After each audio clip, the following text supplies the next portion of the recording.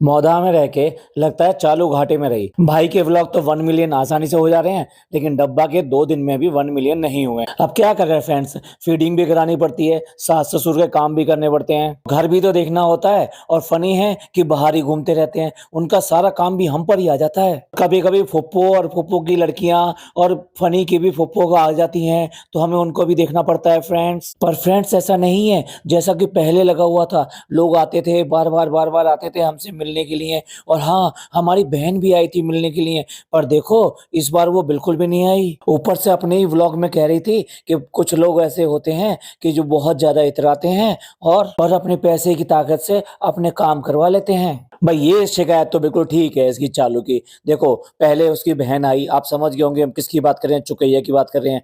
Last time जो चालू से मिलने के लिए आई थी, उसके बच्चे से मिलने के लिए आई थी, तो बच्चा देखो पहली बार आया था। अब वो मौसी है तो वो चांदी के बर्तन लेकर आई, इतने सारे कपड़े लेकर आई, लगभग 10,000 रुपए से उसने ऊपर खर्च कर दिया था। लेकिन इस बार क्यों मिलने के लिए नहीं आई? उसको किसने रोक दिया? उसको चालू ने ही मना किया है। और चालू के मना करने पर ही वो अपने व्लॉग में इसकी बुराइयां, मतलब इनडायरेक्ट वे में बुराइयां कर रही थी। और उसके व्लॉग में कमेंट्स भी ऐसे आ रहे हैं कि तुम क्यों मिलने के लिए नहीं गई, तुम्हें तो जाना चाहिए था। अब देखो ये ऐसा ही होता है कि जब कोई अपने पैर में कुल्हाड़ी मार लेता है तो ऐसे ही होता है। पहले डब्बा को उस टाइम उसकी जरूरत थी ये दिखाने के लिए, मैं तो आई हूँ, मैं तो सबसे रिश्तेदारी रखती हूँ, मेरा किसी से झगड़ा नहीं है। और आपने देखा ही होगा तब उस टाइम में वो बुआओं के घर पे भी गई, इसको भी अपने घर बुलाया, चुकैया को भी, और नानी के घर पे भी गई, नानी के घर पे चीजें भी देखे आई। अल्टीमेटली नानी को ले जाना पड़ा।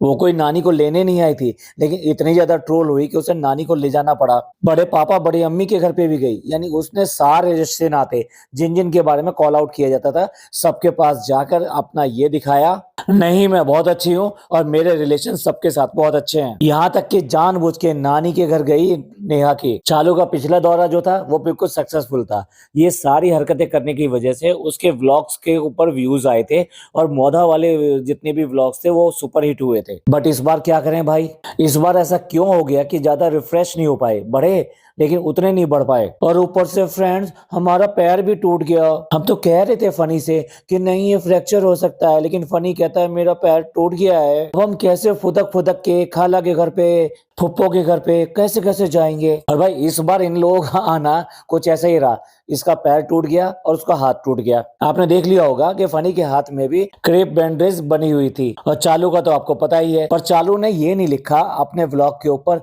कि मेरा पैर पहली बार टूटा। भाई जब तुम हर चीज के लिए पहली बार फर्स्ट टाइम लगा सकते हो, तो फिर ये भी पहली बार लगा दिया होता। ये भी हो सकता था कि फनी का हाथ और मेरा पैर पहली बार टूटा। भाई जो लोग ऊपर से नीचे आने के लिए भी पहली बार बोल सकते हैं, हैदर को जब नीचे लेके आई तो इसने टाइटल डाला कि पहली बार ननिहाल यानी नानी के घर आया। लोगों ने खूब मजाक उड़ाया था, क्या बस में बैठ कर आया, ट्रेन में बैठ कर आया, कितने दिन की यात्रा थी और कितना थक गया होगा। जहाँ नानी हर समय घर में पड़ी रहती है, उसके बाद में कि नानी के घर पर आया। हाँ उसकी 2 महीने की छुट्टी हो गई थी ना गर्मियों की, यानी बच्चों की जो छुट्टियां हो जाती हैं, तो वो नानी के घर चला गया था। पैर टूटने की कितनी दर्दनाक स्टोरी थी जो वो फनी को सुना रही थी। देखिए फीडिंग को इन्होंने इतना बड़ा इशू बना रखा है कि फीडिंग के लिए पैर टूट गया, बच्चा रोने लगा। और जबकि ये तब की बात है कि उसकी सो कॉल्ड मुमानी थी। अरे मुमानी, मुमानी तो कितना प्यार करती हैं और मुमानी कितना ज्यादा गले से लगाए रहती हैं, छाती से लगाए रहती हैं। वो मुमानी के पास में लेटा हुआ तब भी उसको फीडिंग के लिए जैसे ही वो क्रेविंग हुई और उसने रोना शुरू किया, डब्बा ने भागना शुरू कर दिया, रुको अपना मुंह खोल के रखो मैं आ रही हूँ। यार फीडिंग को इतना ज्यादा मजाक मत बनाओ। मतलब अगर वो बच्चा रोता है तो क्या माँ इस तरीके से भागती है जैसे इसने बताया? और ये तो तब की बात है, उसकी ऑलरेडी फीडिंग बोतल लगी हुई है और आजकल उसको सेमी लिक्विड भी खिलाते रहते हैं। उसके बाद में भी इसने फीडिंग को इतना बड़ा इशू बना रखा है। आप सोच के देखिए, ये यहाँ से भागी, उधर से वो रोना शुरू किया उसने, यहाँ से उसने बोला होगा रुक जा बेटा मैं आ रही हूँ, और उसने अपना इतना तू बस मुंह खोल के रख और अभी तेरे मुंह में फीडिंग आई। मतलब जिस तरह से ये बताने की कोशिश कर रही थी उसका सबका सिनेरियो ऐसे ही लग रहा था। वैसे ही इसमें अकल बहुत कम है, यानी व्लॉगिंग के लिए और दूसरे की तानाकशी के लिए या किसी को निशाना लगाने के लिए अकल बहुत है, लेकिन यहाँ पर अकल की बहुत ही कमी है। जो सामान्य काम होते हैं ना, छोटे मोटे काम होते हैं जिंदगी के, वो तो आम लोग करते हैं। ये कैसे कैसे कर सकती है? तो इसलिए इसमें उन कामों की अकल बहुत कम है। तो हुआ क्या है कि इनके बिस्तर सबके नीचे पड़े हुए हैं, आई मीन नीचे ये लगे हुए हैं, गद्दे लगे हुए हैं। तो ये किचन से भागी इस बात के लिए कि बच्चे को दूध पिलाना है। अब किचन में थी तो चप्पल पहनकर थी। अब इसको ये समझ में नहीं आया कि चप्पल पहले उतारूं या मैं भागूं, और मेरे दिमाग ने यानी इसके दिमाग ने दोनों काम कर दिए। चप्पल भी उतारने की कोशिश करी और भागने की भी कोशिश करी। अब चालू से ठीक से एक काम नहीं होता है, वो दो दो काम कैसे कर ले? तो जैसे चीजें खराब कर देती है, कभी कोई खाना खराब कर देती है, कभी कुछ और खराब कर देती है, वैसे इसने अपनी चाल खराब कर दी और वहीं पे पैर टूट गया। उम्मीद है बहुत अच्छी तरह से आपको समझ में आ गया होगा, क्योंकि चालू जब सुनाने की कोशिश कर रही थी, फनी के समझ में नहीं आ रहा था। फनी को ऐसा लग रहा था कि बेकार की स्टोरी सुना रही है, क्यों पका रही है मुझे, क्योंकि ये सब रिपीट कर रही थी सिर्फ और सिर्फ व्लॉग के लिए। ये सारी स्टोरी ये कब की पता नहीं कितनी बार इसको सुना चुकी होगी। और भाई देखने वाली बात तो ये है कि ये जो हर चीज दिखाते हैं, हर चीज पे इनका कैमरा उठ जाता है। तब कैमरा कहाँ था? तब किसी का भी कैमरा नहीं चला जब इसके चोट लगी। चलो कोई बात नहीं, इन्होंने कैमरा नहीं चलाया, लेकिन मैं तो ये देखना चाहता हूं कि ये कैसे करके उसको उठाकर अपने घर तक लेकर आया। फनी चाहे कितना भी जिम करता हो, मैं दावे के साथ कह रहा हूं ये उसको उठा नहीं सकता। तो चालू को कितने लोगों ने उठा के उसके घर तक पहुंचाया होगा, वो रिकॉर्डिंग कहाँ है? उसकी रिकॉर्डिंग कर लेनी चाहिए थी। लोगों को कम से कम ठीक से देखने को तो मिल जाता। एक छोटा हाथी झूम के चला, लकड़ी के जाल में जाके वो फंसा। तो देखने वाली बात यह है कि जब इसका पैर फंसा तो वो फिर कैसे चल के गई वहां तक। और ये देखिए इसके पैर में चोट लगी है और नान उसको क्रेप बैंडेज बांध रहा है कि भाई बहुत दर्द होगा, बहुत प्रॉब्लम होगी, अगर ये ठीक नहीं हुआ तो आना जाना मुश्किल हो जाएगा, आप अपने घर भी नहीं जा पाओगी। तो उस टाइम बोल रही है कि नहीं, फनी कह रहे हैं सुबह वो जो है डॉक्टर के दिखा के लाएंगे, आई मीन एक्सरे कराएंगे, और उसी से पता लगेगा कि फ्रैक्चर है कि नहीं है। तो अकलमंदी की बातें करना और उसको करके दिखाना दो अलग अलग चीजें हैं जो इनके साथ नहीं है। अब भाई लगभग सुबह के टाइम में, मतलब 4 या 5 बजे के आसपास इसके पैर में ये चोट लगी होगी, क्योंकि रात को 3 बजे तो ये कॉफी बनाने गए हैं, भाई बहन कॉफी स्टॉल। तो चलिए फनी आया होगा 8 बजे, 9 बजे, 10 बजे, जितने बजे भी आया होगा इसके लेने के लिए, और लेकर इसको घर ले गया।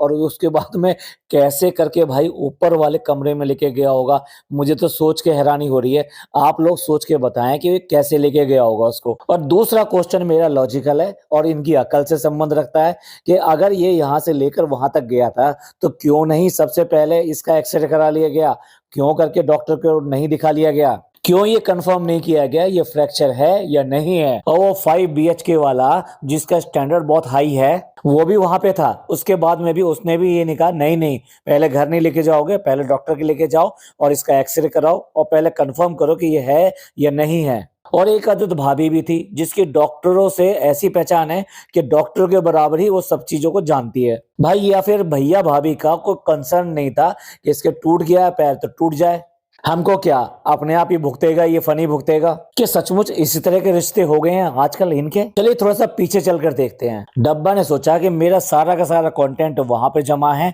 और ये लोग सारी रात जगते हैं और वहां पे मस्ती करते होंगे, बातें करते होंगे, कुछ भी करते होंगे, और मैं यहाँ पड़ी रहती हूँ। तो उसने डिसाइड किया कि आज की रात मैं भी जाऊंगी वहां पर और मैं भी ऐसे ही मस्ती करूंगी और साथ साथ मेरा व्लॉग का कंटेंट भी बनेगा। और भाई आई वहां पे कि भाई सारी रात बात करेंगे और इस तरह से मस्ती करेंगे। तो ये बताओ, तो तुम्हें मुंबई में किसने रोका है भाई? मुंबई में जब एक ही बिल्डिंग में घर ऊपर नीचे हैं तो कितनी रात तुम अपने भैया के घर पे इस तरह से जाके मस्ती करी, तुमने रात बिताई और सारी रात बात करते रहे। भाई जनाब ने तो बातें करी थी, जब बच्चा मामू आए थे पूरी रात बातें करी, उन्हें सुबह सुबह ड्रॉप करना था तो इसलिए सोए भी नहीं, अगर सो जाते तो हो सकता है उनकी ट्रेन मिस हो जाती। बट भाई इन दोनों बहन भाइयों को किसने रोका है इस बात के लिए?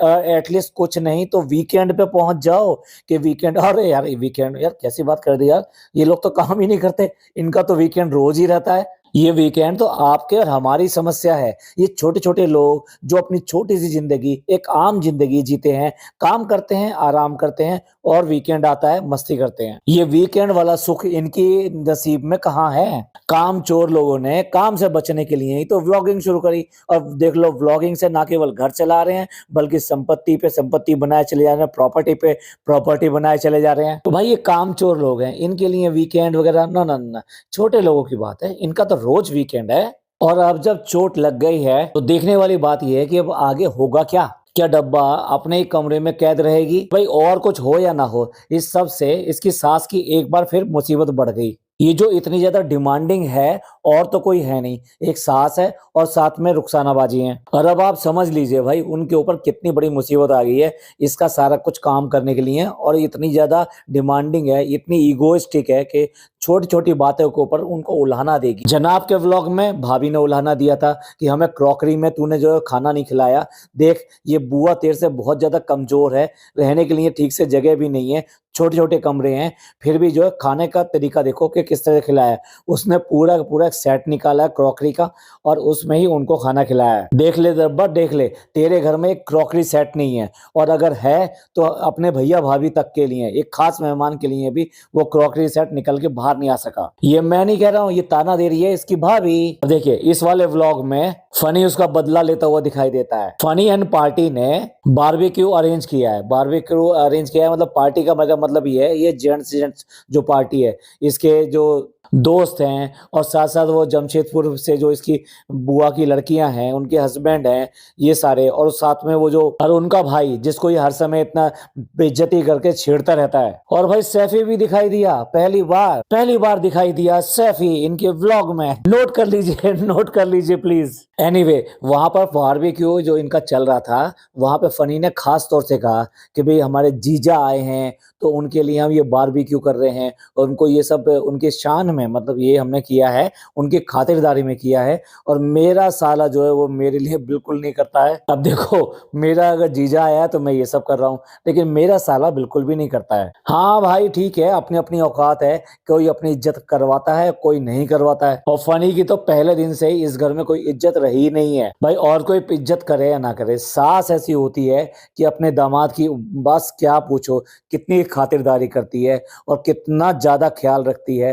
पर यहाँ तो फनी की इज्जत बहुत ही खराब है, फनी की तकदीर बहुत ही खराब है इस मामले में। उसकी सास तो उसकी बिल्कुल भी नहीं करती। आपने देखा ही होगा कोई उसके लिए विशेष खाना या कोई भी चीज बिल्कुल नहीं बनती है। हाँ डब्बा की फरमाइश के लिए जरूर बन जाएगी, लेकिन फनी की फरमाइश से बिल्कुल नहीं बनेगी, ना ही फनी का ख्याल किया जाएगा, ना ही फनी जैसे बाहर से आया है, आई मीन जब ये मौधा वगैरह इन सब से आते हैं तो कोई खाना वाना, या फनी के जो माँ बाप हैं उनका कोई खाना पाना उनका भी नहीं होता, तो बताइए फनी की क्या ही इज्जत है। भाई सीधी बात है, या तो पैसा देख ले या इज्जत देख ले। अगर पैसा देखना है तो यहाँ इज्जत मिलने वाली बिल्कुल भी नहीं है। पर क्या करे, फनी को ये पता है कि मैंने इज्जत देखने की कोशिश करी तो ये पैसा जो मेरे पास है अभी जो मिल जाता है मुझे, वो भी चला जाएगा इसके हाथ से। अच्छा जब वो इतना ज्यादा ये था कि भाई नाइट आउट करना है डब्बा ने, तो फिर नाइट आउट करने गई थी, भैया भाभी के साथ में मौज मस्ती करने गई थी, रात भर जागने गई थी, तो भाई काहे 11 बजे चाय की क्रेविंग हो गई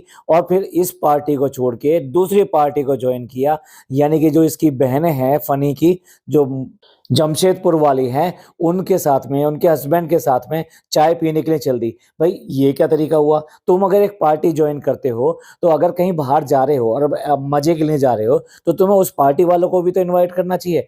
काहे नहीं भाई भाभी को पूछा, काहे नहीं उनको लेके गई कि चलो मैं रात में आपको रात की रानी की तरह चाय पिला के लाती हूँ, रात की मौधा की। अभी मौधा थोड़ा बहुत तो उनका भी लगता है, तो उनको भी रात की चाय एंजॉय करने का मौका देना चाहिए था।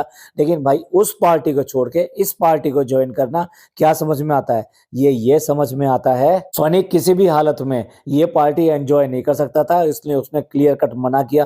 भाई कैसी फैमिली? फिर देखो अगर वहां पे सारे लोग रात को वहां मिलकर बैठकर बातें करना चाहते थे, हंसी मजाक करना चाहते थे, अपनी यादें ताजा करना चाहते थे, मामू भी साथ में थे, तो मुमानी भी आ गई हैं, इतने सारे लोग एक ही फैमिली के, और उस जगह फनी बैठना नहीं चाहता। अब आप समझने की कोशिश कीजिए कितना एक परिवार है, इसको वहां पर बैठना बिल्कुल पसंद नहीं है, क्योंकि जहां भैया भाभी हो वहां इसकी दाल बिल्कुल नहीं गलती। वो वाले रिलेशन है ही नहीं कि एक साला बहनोई मजे से मजे कर रहे हैं, आराम कर रहे हैं और एक दूसरे के साथ में हंसी मजाक कर रहे हैं, एक दूसरे को छेड़ रहे हैं। ना ना ना, ये तो पॉसिबल ही नहीं है। वहां पर इससे भी बुरा महसूस करता होगा जैसे निक्कू और डी दादा, मतलब कि उनसे भी नीचा, क्योंकि डी दादा और निक्कू कम से कम उस इन चीजों में एंजॉय करना सीख गए हैं। भाई फनी यानी वहां पे बिल्कुल भी शामिल नहीं होना चाहता था, इसलिए डब्बा से उसने मना कर दिया। लेकिन रात को एंजॉय करने के लिए उसको भी तो कुछ चाहिए था ना, वो बहनों को लेकर आ गया और डब्बा को लेकर भी चाय पीने गया। यानी एक होने का नाटक तो करेंगे, लेकिन असल में हम लोग एक नहीं है, हम वैसे ही हैं जैसे कि पहले थे, मुंबई में थे। और ये भी बात मत पूछिएगा, एक ना एक दिन तो मुंबई जाना है, तो मुंबई में जाके हमें फिर वैसे ही हो जाना है। सिर्फ डब्बा को, बच्चों को, इन सबको लेके बैंड स्टैंड जाना है, जुहू चौपाटी जाना है, मैरिन ड्राइव जाना है रात में। लेकिन नहीं, भैया भाभी अपने घर में रहेंगे, वो अपनी 5 BHK का जो किला है वो उसकी बाउंड्री बिल्कुल क्रॉस नहीं करेंगे, और ये सारी बाउंड्रियां क्रॉस करके सब जगह घूमती फिरेगी, क्योंकि इसे कंटेंट चाहिए। बट फैमिली नहीं चाहिए। फैमिली वाले लोग एक तरह फैमिली की तरह पार्टिसिपेट करते ही नहीं है। और भाई कल भी मैंने ये कहा था, लेकिन आज भी मुझे ये समझ में नहीं आ रहा कुकर में चाय बनने का क्या रीजन है। ये तो मान लिया ये कामचोर लोग जो है बर्तन धोना नहीं चाहते थे, लेकिन इन्होंने जो जवाब दिया कि बच्चे जग जाएंगे। और जब तुम इतने सारे लोग वहां पे, कम से कम 12 लोग, अब देखिए ये 2 सिनेरियो हैं। एक सिनेरियो ये कि सारे लोग, कम से कम 12 लोग मिलकर जब बातें करेंगे तो कुछ हंसी भी होगी, कुछ आवाज भी होगी। उन आवाजों से वो बच्चे बिल्कुल नहीं उठ रहे हैं, लेकिन बर्तन जो कि वो पटक पटक के नहीं धोएंगे, कपड़े थोड़ना है। और उसको ऐसा भी नहीं है कि वो जो जूना होता है ना, वो स्टील वाला, उससे धोएंगे ये। अरे भाई विम और इस तरह की जो चीजें होती हैं उनसे बड़े आराम से धुलता है, और उसमें कोई आवाज भी नहीं आती, और पानी की इतनी ज्यादा आवाज होती नहीं है। तो ये कोरी बहानेबाजी है। अब दूसरा सिनेरियो देखिए, अब आप मैडम और जनाब एक के बाद एक 2 बुआओं के घर पर गए। अब जब 2 बुआओं के घर पे गए तो उस पूरी यात्रा में, यानी उस पूरे व्लॉग में जो जनाब ने दिखाया दादी का घर, तो वहां पे पूरे पूरे के व्लॉग में जो बच्चा था, यानी कि मैं रू बेबी की बात कर रहा हूँ, वो सोता ही रहा, सोता ही रहा, सोता ही रहा। वो दोनों बुआओं के घर पे उठा नहीं, एक बार उठा था तो वहां पे भी वो इस कदर नींद में था, नींद कह लीजिए, नशा कह लीजिए, वो इस तरह से था कि उसने नॉर्मल वे में बात ही नहीं करी। इसी वजह से उस व्लॉग में बच्चे का कंटेंट आया ही नहीं। अब मेरा पॉइंट ये है कि वहां पर जब ये इस तरीके से उनके घरों में गए थे, तो वहां पे भी तो लोगों ने बातें करी होंगी, चुप तो जाके बैठे नहीं होंगे कि दादी पे घर पे गए तो वहां जाके चुप बैठ जाएंगे। और एक नहीं, 2 घरों में गए हैं, और तब भी बच्चे की वहां नींद नहीं खुलती है। और यहाँ बच्चों की नींद सिर्फ और सिर्फ बर्तन धोने से हो जाएगी, खुल जाएगी। यार झूठ कम से कम इतना बोलो,